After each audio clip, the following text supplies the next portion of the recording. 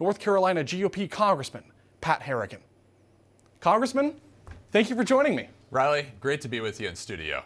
It's an honor to have you, and I'd like to start with some of those allegations from Congressman Jason Crow. So he's making some bold accusations of the president, saying something about ordering people to shoot peaceful protesters, among other things. I want to get your reaction to that. Well, none of this ever happened, right? And I think that's the point, is that the Democrats are going after something here that has fundamentally never happened. And you had Alyssa Slotkin and many of the others say that themselves in follow-up interviews, right? Point to one example where President Trump has given an illegal order. Well, we can't do that, right?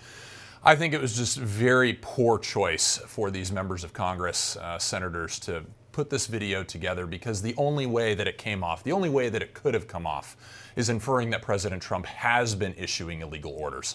That is something that just seeds confusion in the minds of our service members all across the country. It's something that divides the country, doesn't unify it. I expect a lot better from my colleagues, who I have a lot of respect for, some of those who were in that video. I think that they made a very, very poor choice. Well, and to be generous, because that's a fair point, Congressman. What we heard from Crow is the goal of the video was just to start a conversation and to bring awareness to what could happen. I have my own ideas about what they were really trying to do, but I want to get your thoughts about this just to set the record straight. Well, again, I think the only thing that could have been perceived from that video is the inference that President Trump has been giving illegal orders. And actually, it couldn't be any further from the truth in terms of reality, right? Every time that President Trump, which he does push boundaries, right? President Trump does do that, but we want him to do that. When he does push those boundaries and the courts kind of bring him back a little bit, what they don't focus on is he actually brings it back in line with what the courts say. It's the exact opposite of what President Trump is doing that they're talking about. They're not highlighting the fact that President Trump is actually just being a bold president, trying to achieve things for the American people, particularly in the space of law and order, crime, which has gone rampant across all of our nation's cities. I think this is something that Americans broadly want, is this bold action from our president. I completely agree. So speaking of, Congressman, you have new legislation.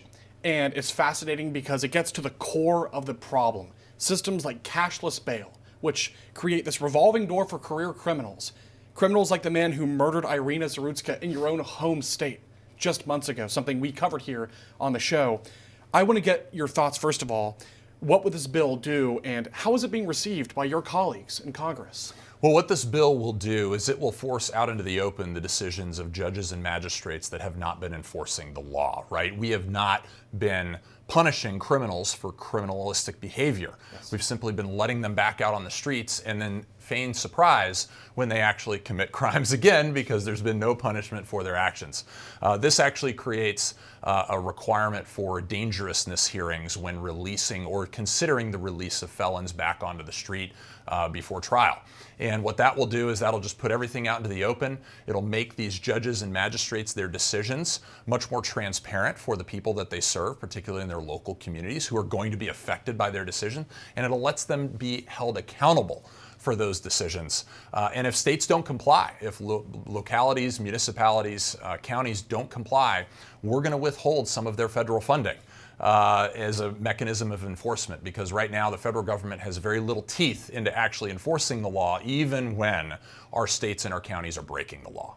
That's the problem, isn't it? Is that the people who actually release these violent maniacs onto the streets aren't the ones who get the call about a son or a daughter who's been killed, or a brother or a sister, right? And there was a case recently, I believe in Chicago, Illinois, where a young girl was doused with gasoline. She suffered horrible burns by somebody who had a prior record of 72 arrests. Yeah. Any normal person who looks at the story says, first of all, why was someone with a rap sheet that long even walking around on the street? That person should not see the light of day again. And yet they're walking around the streets of America just waiting for their next victim to prey on. I want to get your reaction to that. And what it tells you about the current state of the criminal justice system in America. I would certainly agree that that's a great explanation of the problem, right? Is we just have this recidivism within these career criminals that have absolutely no accountability coming in from the system. And we somehow have this belief in our cities with this liberal thought theory that if we're just nice to criminals, they won't commit crime anymore. And that's just not the case. And ordinary Americans are paying the price for that type of failed policy, right? And failed leaders who are implementing that type of failed policy. There's got to be some sort of accountability here. We've got to have folks that are in a position to do something, like we are in Congress, to step up and say, you know what, enough is enough. We have to start punishing criminals, and we have to start holding those who are supposed to be punishing criminals but aren't. We have to hold them accountable. For all our viewers asking where One America News is heading in the future, we would like to introduce you to OAN Live. OAN Live is the best way to stay up to date on all of the hard-hitting, straight-shooting, national and international headlines. And the best part is, OAN Live is only $4.99 per month. All the credible, honest, unbiased reporting One America News offers at a fraction of the cost of cable. Just go to OANN.com to easily sign up for OAN Live and stay informed.